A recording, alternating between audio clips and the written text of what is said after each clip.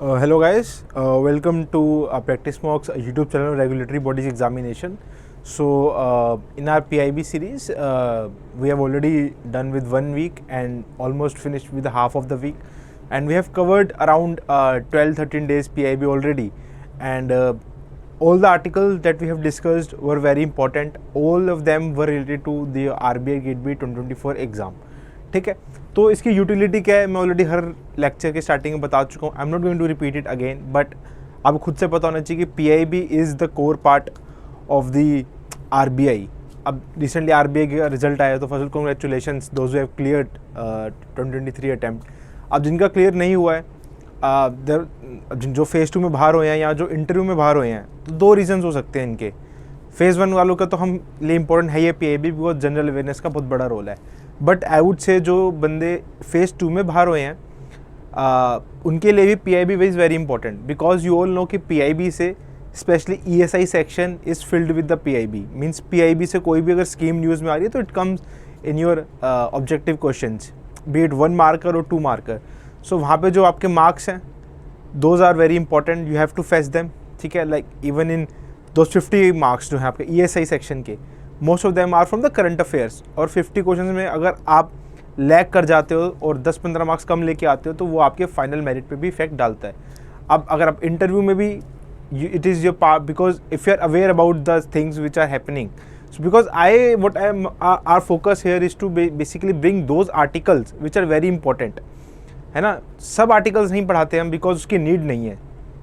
उसकी नीड है बट इतनी यूटिलिटी नहीं है. आई वुड से वो आप बाद में भी कर सकते हो. बट 2 कोर पार्ट, लाइक आज के जो हमारा टॉपिक ऑफ द डे है वो है एसएचजी बैंक लिंकेज, और वो बहुत इंपॉर्टेंट है. उसमें नाबार्ड का भी रोल है, आरबीआई का भी रोल है, एंड गवर्नमेंट का भी बहुत बड़ा रोल है उसके अंदर. सो वो जो है आपका, अगर आपको उस पर मास्टरी है तो आप उसको इंटरव्यू में भी यूज़ कर सकते हो. फॉर एग्जाम्पल, अगर आप इंटरव्यू में आपसे फाइनेंशियल इंक्लूजन पे कुछ पूछते हैं, सो आपके पास एक बताने को हुआ कि हमारा जो self help group bank linkage programme, how it is helping in financial inclusion. So इसकी क्या इंपॉर्टेंस है, you all must understand and feel, क्योंकि बहुत ज़्यादा इंपॉर्टेंट है पीआईबी इनसाइट्स. सो स्टार्ट करते हैं आज के लेक्चर को. फेज़ 1 के लिए देखो इट इज़ नो ब्रेनर. वो तो फेज़ 1 के लिए इट इज़ नो ब्रेनर, वो तो आपको करना ही करना है. वो तो फेज़ 2 इंटरव्यू के लिए भी इसकी अच्छी खासी यूटिलिटी है. मैं बस ये कहना चाहता हूँ. ठीक है, अब 2024 अब 2023 ओवर हो गया है. अब जब वो जिस बच्चे सेलेक्ट हुए हैं, जब उनका मेडिकल होगा, उसके बाद व्हेन दे गेट सिलेक्टेड, तो जब उनकी पोजीशन फिल हो जाएगी, उसके बाद से आरबीआई फिर से प्रोसेस स्टार्ट कर देगा. सो वी आर होपफुल कि नेक्स्ट 6 मंथ्स के अंदर we will be able to see the phase 1 of the RBI. ठीक है, होपफुली काफ़ी हाई चांसेस हैं. सो अभी से पीआईबी करना इज़ वेरी इंपॉर्टेंट. ठीक है, सो हमारा आज का टॉपिक है एसएचजी बैंक लिंकेज प्रोग्राम. ठीक है, बहुत इंपॉर्टेंट है. इसमें बच्चों को कन्फ्यूजन होती है, तो मैं कन्फ्यूजन दूर करूँगा. ठीक है, तो ये पढ़ेंगे हम. इसके अलावा कुछ क्वेश्चंस लेके आया हूँ मैं, जो हमारे पीआईबी में 13 दिसंबर को डिस्कस हुए थे, वो plus the answers of the previous day. ठीक है, तो ये स्टार्ट करते हैं. तो ये कल के हमारे क्या थे, the questions of yesterday. So ये जो कैंपेन्स हैं, best, noble, Bharat, these are related to your loan disbursement. ठीक है ना, लोन डिस्पर्समेंट कैंपेन्स है for providing loan to from the agriculture infrastructure fund. ठीक है ना, तो ये एआईएफ की कैंपेन्स है फॉर द लोन डिस्पर्समेंट. अब एआईएफ खुद में एक बड़ी स्कीम है, वो हम बाद में कभी कवर करेंगे. Once you are done with this thing ना, आप खुद से भी जाके रिसर्च करके एआईएफ जो फंड है उसके बारे में पढ़ सकते हो. अदरवाइज जो हमारा पीआईबी सूत्रा होता है, उसके अंदर हम, फॉर एग्जाम्पल, गवर्नमेंट ने ये कैंपेन चलाया, भारत कैंपेन, तो हम इसके बारे में बताएंगे, it is related to agriculture infrastructure fund. But हम उसके साथ में एग्रीकल्चर इंफ्रास्ट्रक्चर फंड के क्या क्या प्रोविजंस है वो भी वहाँ पे डिटेल में बताते हैं. तो अगर आपको एक जगह पे हर चीज़ चाहिए with the background of information plus the dynamic part of it, you can just go and see PIB Sutra. उसकी लिंक भी हमारे डिस्क्रिप्शन बॉक्स में है. सो ये आपको वन स्टॉप सोल्यूशन प्रोवाइड करता है पीआईबी रिलेटेड एनी इन्फॉर्मेशन का, specially government schemes, initiatives and programmes. ठीक है, इसका आंसर हो जाएगा 4th लोन डिस्पर्समेंट. अगला है दीनदयाल उपाध्याय ग्रामीण Kaushal Yojana. It is part of your NRLM, national rural livelihood mission का ही पार्ट है. तो कौशल यानी स्किल डेवलपमेंट पे है. तो और एज ग्रुप इसमें क्या है, 15 to 35. बहुत कन्फ्यूजिंग है. काफ़ी बच्चे इसके अंदर या तो 18 से 50 मारेंगे या ये मारेंगे या फिर मोस्ट प्रोबेबली ये मारेंगे, इसकी तरफ ध्यान नहीं देंगे. बट इसकी जो टारगेट है इट इज़ 15 to 35. तो करेक्ट आंसर इज दिस.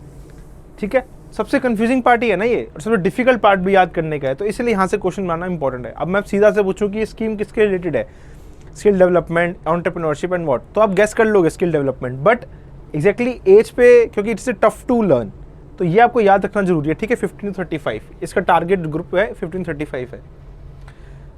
अब ये जो था अर्बन कोऑपरेटिव बैंक पे, बिकॉज इस पे न्यूज़ थी 12 दिसंबर को कि कोऑपरेटिव्स में गवर्नमेंट ने क्या क्या स्टेप्स लिए हैं. तो ये लास्ट ईयर या फिर आई थिंक इस ईयर की स्टार्टिंग में स्टेप लिया था कि अर्बन कोऑपरेटिव बैंक्स को बिना आरबीआई के अप्रूवल से ब्रांचेस खोलने की परमिशन दी जाए. उसकी लिमिट क्या होगी मैक्सिमम, तो मैक्सिमम लिमिट है उसकी 5. ठीक है, सो 5 is the answer. 5 or 10% of their existing branches, whichever is, I would say, less. ठीक है, whichever is less.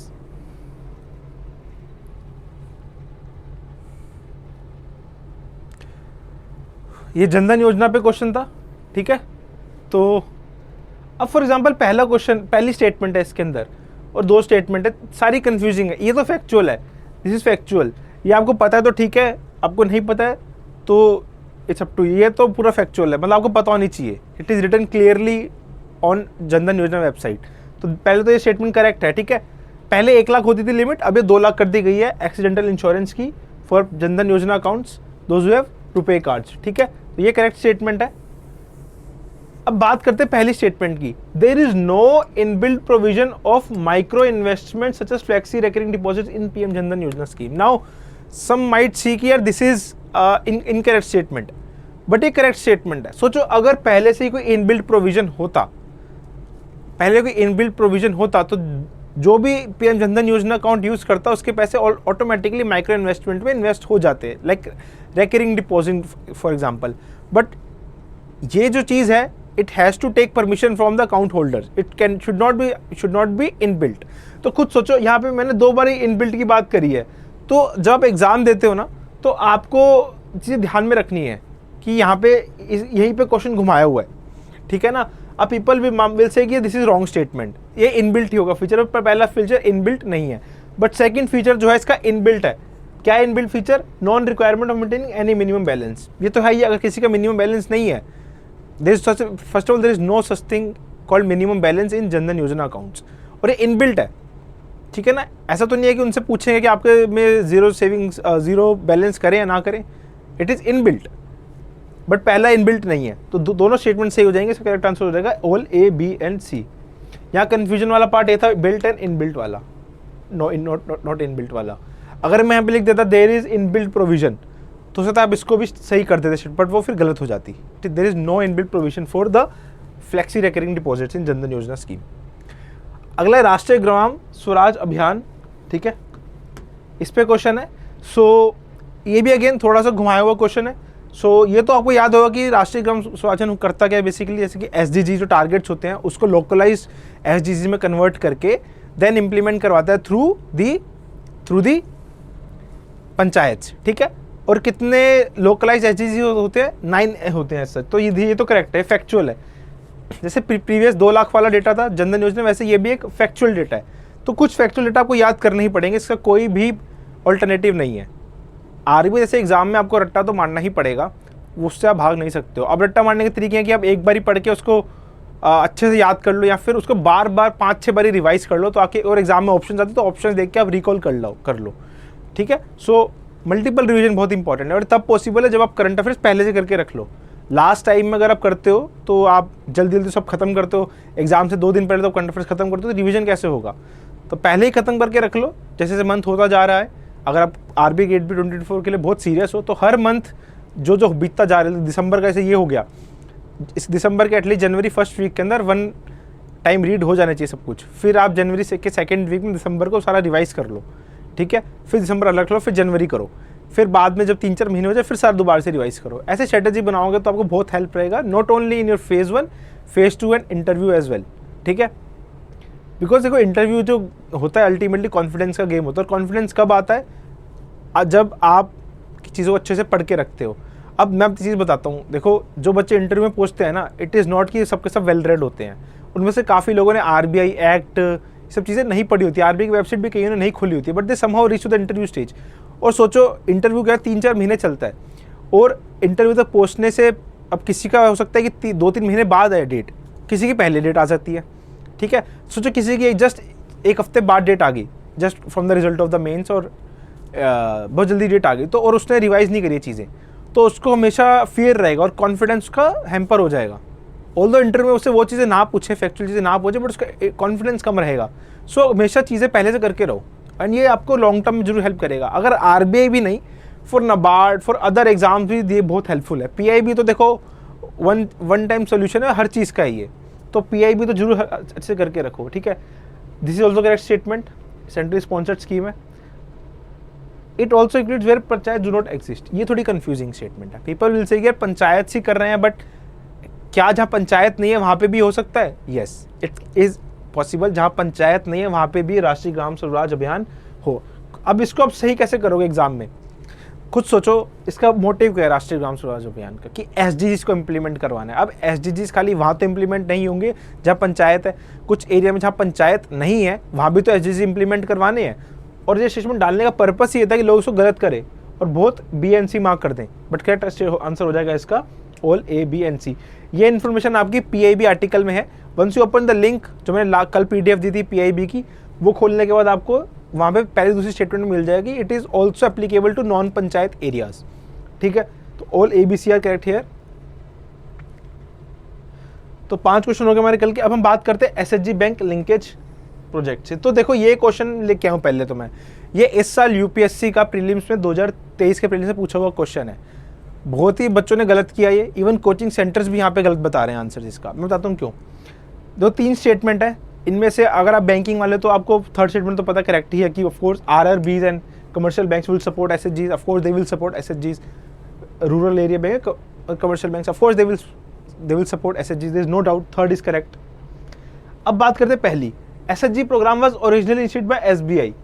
This is incorrect statement, NABARD का है। तो जो भी हमारे बैंकिंग के एस्पिरेंट है, NABARD के एस्पिरेंट है, RBI के एस्पिरेंट है, उनको तो पता है कि NABARD ने 1992 के अराउंड SHGs का प्रोग्राम इनिशिएट किया था by seeing the success of various SHGs को बैंक के साथ लिंक करने का, ठीक है ना। So this is incorrect statement. अब सबसे कंफ्यूजिंग है कि ये in an SHGs all members of a group take responsibility of a loan that an individual member takes. यहाँ पे हम सब गलत हो जाते हैं, कोचिंग सेंटर भी यहाँ पे गलत हो जाते हैं। देखो SHGs के अंदर ना ये हर जगह लिखा गया है, अगर आप अच्छे से वर्ल्ड बैंक के डॉक्यूमेंट रीड करते हो, NABARD के डॉक्यूमेंट रीड करते हो, SHGs basically joint liability group से अलग होती है। ये जो बात करी गई है ना second statement, joint liability group की बात करी गई, SHGs की नहीं है। जो क्या होता है SHGs क्या होता है? First of all SHGs are people who are coming together for savings, saving the money as well taking loan out of it. अब SHGs एंड कोऑपरेटिव्स में फ़र्क क्या होता है? कोऑपरेटिव्स का पर्पस भी यही होता है, बट कोऑपरेटिव्स का पर्पस कभी कभी not only savings and lending, इसके अलावा बाकी चीज़ों में भी हो सकता है। कोऑपरेटिव्स मार्केटिंग के भी हो सकते हैं, कोऑपरेटिव डिस्ट्रीब्यूशन के भी हो सकते हैं, कोऑपरेटिव सेल्स के हो सकते हैं, कोऑपरेटिव हमारे किसी ऑपरेशंस के भी हो सकते हैं। एंड कोऑपरेटिव्स का जो मोटिव है सबका सेम मोटिव रहता है, बट SHGs में डिफरेंट एरिया से इंडिविजुअल आते हैं। अब इट इज़ नॉट नेसेसरी कि SHGs के अंदर सब डिफरेंट एरियाज हैं। हो सकता है कि कोई एक पर्टिकुलर से ऑक्यूपेशन के लोग भी SHG ज्वाइन कर सकते हैं, बट जनरली SHGs में लोग का पर्पस सेविंग्स एंड लेंडिंग होता है, taking money out of it, ठीक है। बट कोऑपरेटिव्स का पर्पस क्या होता है? एक तो वो सेम प्रोफेशन का होता है, उनका जो टारगेट होता है, and it has multipurpose apart from your lending and saving, they have other purposes as well. तो ये कोऑपरेटिव एंड SHGs में डिफरेंस होता है, ठीक है। One this is clear. अब SHGs and joint liability groups अलग होते हैं। अब SHGs में जब आप आते हो, when you take loan through SHGs, क्या होता है कि SHGs बैंक लिंकेज प्रोग्राम में बैंक SHG को पैसा देता है, SHG देन पर्टिकुलर मेंबर को पैसा देता है, ठीक है, ये चीज़ होती है। और अगर मेंबर डिफॉल्ट करता है ना, तो उसकी रिस्पॉन्सिबिलिटी बाकी पे नहीं जाती है, अनलेस एंड अनटिल वो जॉइंट लायबिलिटी ग्रुप होना हो। जॉइंट लायबिलिटी ग्रुप होता है जब आपके SHGs मिलके, SHGs के अंडर ही कह लो कि कोई ग्रुप मिलके जॉइंट लायबिलिटी बना देता है कि अगर एक इंडिविजुअल का लोन नहीं पूरा हो तो वी ऑल आर लायबल। इसका नाम ही पता लगा, it is joint liability group. But SHGs में जनरली ऐसे नहीं होता है ना। इट इज़ अ पॉसिबिलिटी कि आप SHGs के अंदर में से छोटे छोटे ग्रुप्स निकाल दो जो जॉइंट लायबिलिटी ग्रुप हो। लेट्स से कि 20 मेंबर्स का SHG है, सेल्फ हेल्प ग्रुप, ठीक है ना। 20 मेंबर्स के सेल्फ हेल्प ग्रुप है ये, इसमें से 5 मेंबर मिलकर जॉइंट लायबिलिटी ग्रुप बना ले। और उन 5 में से कोई लोन ले रहा है, कोई उन 5 में से कोई डिफॉल्ट कर रहा है, तो उसको रीपे करने की जिम्मेवारी उन 5 लोगों की हो जाती है। Now this is different from एसएचजीज। एसएचजीज क्या है? It is an informal group of around 15-20 member who are coming together for savings, lending, etc. अब कोऑपरेटिव जो होते हैं मेरे फॉर्मल होते हैं, ऐसे चीज़ें generally informal type of thing. अब जो एसएचजी बैंक लिंकेज प्रोग्राम है उसका मोटिव ये है कि जो ये इनफॉर्मल है इनको फॉर्मलाइज किया जाए। फॉर्मलाइज किसके वे में? नॉट ओनली इनको पैसा देने में, उनको प्रॉपर डॉक्यूमेंटेशन हो, प्रॉपर रीपेमेंट हो, फाइनेंशियल अंडरस्टैंडिंग हो, उनके पास फाइनेंशियल लिटरेसी हो। This is all part of the formalisation of एसएचजीज। तो self help group bank linkage programme इसी को ही हेल्प करता है, फॉर्मलाइजेशन ऑफ एसएचजीज, ठीक है, by giving them the loan at a concession rate plus bringing the financial discipline among them. अब एक चीज़ और होती है कि देखो एसएचजीज जो होते हैं ना, यहाँ पे एनपीएस कम होते हैं। एनपीएस क्यों कम होते हैं? क्योंकि जो यहाँ पे एसएचजीज बनाते हैं सब एक दूसरे को जानते हैं। उसमें अगर किसी मेंबर ने लोन लिया है और उसको लगता है कि मैं रीपे नहीं कर पाया, तो उसके उस ग्रुप के अंदर बदनामी होगी, डिसरिस्पेक्ट होगी। तो जनरली एसएचजीज के मेंबर टाइमली रीपे कर देते हैं अपने लोन को। तो almost I think more than 95% इनका रेट रहता है। आई थिंक क्लोज टू 99% तक इनका रीपेमेंट का रेट रहता है। बहुत कम एनपीएस होते हैं अंडर एसएचजीज। This is a very good thing. और इसलिए भी तो कि इनकी टिकट साइज भी काफ़ी छोटी होती है, ठीक है। तो यहाँ पे कितने correct statement, how many of statements are correct? Only one is correct, only one statement is correct, only one statement is correct. तो ये है इसका आंसर, नॉट दो statements are correct. Second statement गलत है, ठीक है ना। क्यों गलत आपको समझ में आ गया हो? तो मेरा मोटिव यहाँ बताने का था आपको डिफरेंस बिटवीन कोऑपरेटिव, एसएचजीज एंड जॉइंट लायबिलिटी ग्रुप्स, ठीक है। अब हम बात करते हैं एसएचजी बैंक लिंकेज प्रोग्राम की। तो बेसिकली देखो, it was started by NABARD in 1992, ठीक है। नबार्ड ने स्टार्ट किया था, बट धीरे धीरे इसके अंदर काफ़ी चेंजेस आए। तो मैंने 3 फेज बताए हैं इसके, क्या क्या थे, ठीक है।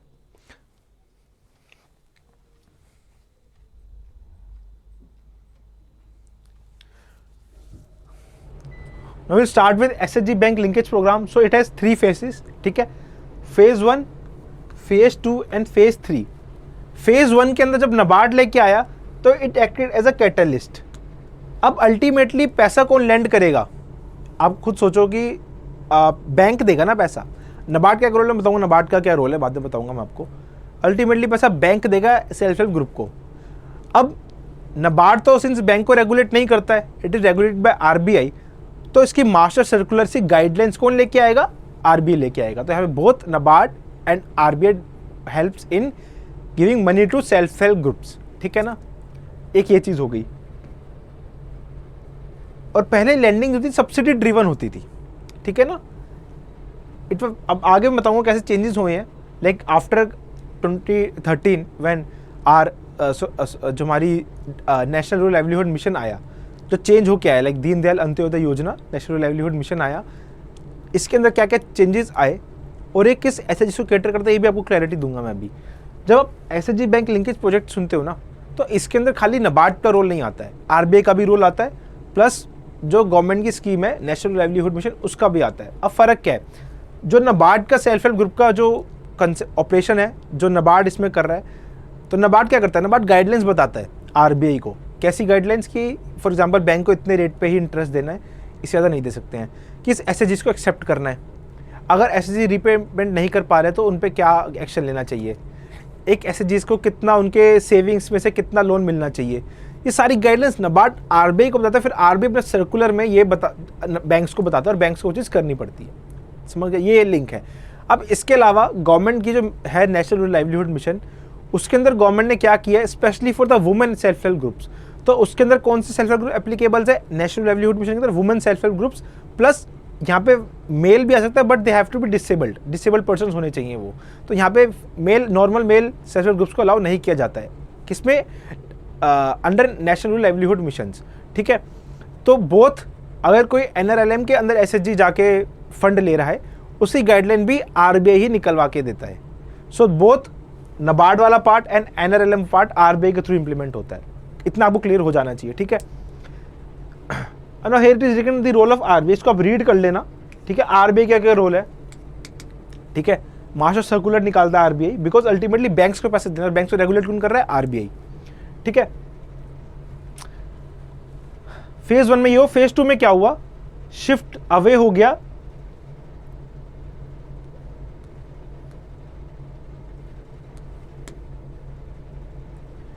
इंडिविजुअल्स को टारगेट करने की वजह ग्रुप्स को टारगेट स्टार्ट कर दिया। बेसिकली देखो एसएचजीज में लोन कौन लेता था, अल्टीमेटली मेंबर ही लेते थे ना, अल्टीमेटली मेंबर के पास ही जा रहा था लोन, जिसमें कोई मेंबर है, इसलिए एसएचजी 20 लोगों का मेंबर है, सबको तो लोन नहीं चाहिए ना, उसमें इंडिविजुअल्स को चाहिए, तो पहले इंडिविजुअल्स को टारगेट करते थे। बट फिर बाद में व्हेन दिस कम्स स्वर्ण जयंती ग्राम स्वराज योजना, जो भी अब रिडंडेंट हो गई है, इसको कन्वर्ट करके हमने एनआरएलएम में कन्वर्ट कर दिया है, डीए एनआरएलएम में, उसके अंदर हमें ग्रुप को टारगेट करना स्टार्ट कर दिया था, क्योंकि ग्रुप का क्या होता था कि पेइंग कैपेसिटी ज़्यादा रहती थी, उनको लोन भी ज़्यादा बड़ा दे पाते थे, तो ग्रुप को टारगेट करना स्टार्ट कर दिया। ठीक है, बट इससे इश्यूज क्या हुआ, काफ़ी एनपीए बढ़ गए अंडर दिस ग्राम स्वराज ग्राम जयंती, काफ़ी एनपीए बढ़ गए। ठीक है, ये हुआ। फिर फेज 3 आया जब एनआरएलएम आया, ये हमारे लिए इंपॉर्टेंट 2012 के बाद। ठीक है, dedicated architecture with professional man power support establish from the block level up to the national level. Dedicated architecture बनाया गया, कैसे आपको एसएचजीज को बैंक से लिंक करवा के कैसे उनको प्रॉपर्ली सपोर्ट करना है। ठीक है ना, पूरा एक आर्किटेक्चर बनाया गया। वो ये हमारे लिए एग्जाम के लिए इतना इंपॉर्टेंट नहीं है, बिकॉज बहुत डिटेल्ड के अंदर है। जो इंपॉर्टेंट है वो आगे स्लाइड में मैंने दिया हुआ है। ठीक है, removal of capital subsidy to introduction interest subsidy, मतलब जो आप इंटरेस्ट दे रहे हो ऐसे जिसको, उसमें सब्सिडी दो। ठीक है, इसके अलावा अंडर एनआरएलएम कुछ फंड्स भी है, like revolving fund and community investment fund, वो हम आगे बात करेंगे क्या है वो। ठीक है, तो ये था self help group bank linkage का फेस। ठीक है ना, नबार्ड का अभी भी रोल है, बट फर्क इतना है कि जो नबार्ड दे रहा है वो सारे एसएचजीज कवर कर रहा है, बट जो एनआरएलएम के अंदर है वो जनरली वुमेन एसएचजीज हैं। ठीक है, नाउ एनआरएलएम के अंदर बात करते हैं, ये हमारा कैपिटलाइजेशन की स्ट्रेटजी रहती है। सबसे पहले उनकी फर्स्ट मीटिंग में इंटरनल लेंडिंग करवाओ, फिर उनकी अकाउंट खुलवाओ एसएचजीज का बैंक के अंदर, वुमेन एसएचजीज की बात की जा रही है, फिर उनको रिवॉल्विंग फंड दो, फिर कम्युनिटी इन्वेस्टमेंट फंड दो, फिर बैंक क्रेडिट दो, पहले डोज, फिर सेकेंड डोज, फिर थर्ड डोज। ये प्रोसेस रहता है कैपिटलाइजेशन का ऑफ दी एसएचजीज। ठीक है,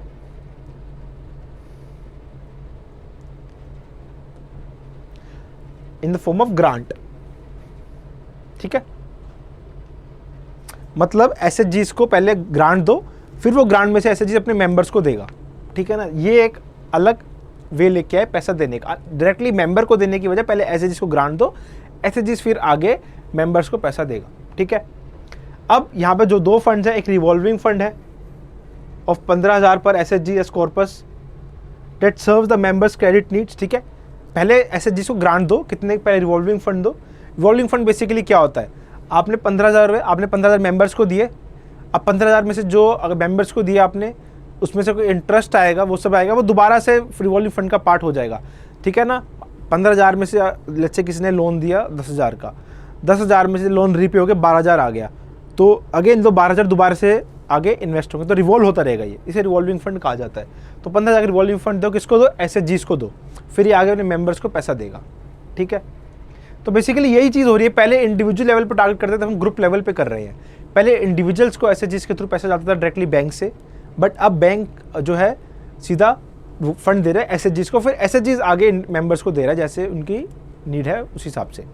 ठीक है, इसके अलावा कम्युनिटी इन्वेस्टमेंट फंड भी मिलेगा अप टू 25,000 पर SHG at the cluster level federation, ये ध्यान रखना है आपको, to meet the credits of the members through एसएचजीज एंड विलेज ऑर्गेनाइजेशन। ठीक है, and to serve the working capital need, working capital need के लिए 25,000 कम्युनिटी इन्वेस्टमेंट फंड भी दिया जाएगा। ठीक है, ये होने के बाद when the grants are completed, उसके बाद क्रेडिट देना स्टार्ट किया जाएगा, 3 डोज में दिया जाएगा, और ये टाइमलाइन गिवन है जो बैंक देगा। ठीक है, अब हम बात करें नबार्ड क्या क्या रोल है। So these are the things that NABARD has uniqueness, NABARD के क्या यूनिक पॉइंट्स है इन एसएचजी बैंक लिंकेज। तो देखो फर्क क्या है इसमें और नबार्ड वाले में, फर्क क्या है, ये जो टारगेट कर रहा है ये चीज targeting to women self help groups. ठीक है ना, आपको ये ध्यान रखना, जैसे वुमेन सेल्फ हेल्प ग्रुप्स की बात की जा रही है। ठीक है, देखो इसमें बहुत सारी डिटेल है, I am not going to discuss all those things, इसके लिए आपको हमारा डॉक्यूमेंट रेफर करना ही पड़ेगा, because there are things like कौन सा एसएचजी एलिजिबल है, क्या पेमेंट की कंडीशंस रहेंगी, there so many things that is not feasible to teach within short span, ठीक है। उसके लिए आपको रीड करना ही पड़ेगा डॉक्यूमेंट, बट जो इंपॉर्टेंट चीज़ें हैं, फंड कितने का क्या है, कॉन्सेप्ट क्या है, वो मैं आपको अभी बता रहा हूँ, ठीक है। अब ये this are the unique conditions of NABARD, ठीक है। पहले तो decision making, financial service supplemented to formal banking, NPS savvy, quality clients, client preparation, social agenda, ठीक है। तो just read it once, it is self explanatory, ठीक है। क्या क्या मैं दोबारा बताता हूँ, मेंबर्स टेक कलेक्टिव डिसीजन, ठीक है ना। एसएचजी जो होता है ना, पार्टिसिपेटिव डिसीजन मेकिंग को फैसिलिटेट करता है, तो इट इज डिसीजन मेकिंग में भी it helps. This participative process makes the group a responsible borrower, ठीक है। जब सब पार्टिसिपेट करेंगे इन डिसीजन मेकिंग तो इट इज चैट की कोई एक डिक्टेटरशिप काइंड ऑफ थिंग नहीं आएगी, एक रिस्पॉन्सिबल डिसीजन मेकिंग होगी, ठीक है। अब it is the financial services जो होती है, it is not only like getting loan, other चीज़ें भी होती हैं, लाइक सेविंग्स हो गई, किसी को ऐसी चीज़ में सेविंग्स के लिए कोई आया हो तो वो भी यहाँ पे आ सकता है, क्रेडिट हो गया, इंश्योरेंस हो गई, किसी को इंश्योरेंस चाहिए, that is also possible, remittance and all, ठीक है। पीयर प्रेशर, मैंने वैसे बात करी कि पीयर प्रेशर के चक्कर में एनपीएस सेवी होता है, एनपीएस बहुत कम होते हैं यहाँ पे बिकॉज ऑफ पीयर प्रेशर, ठीक है।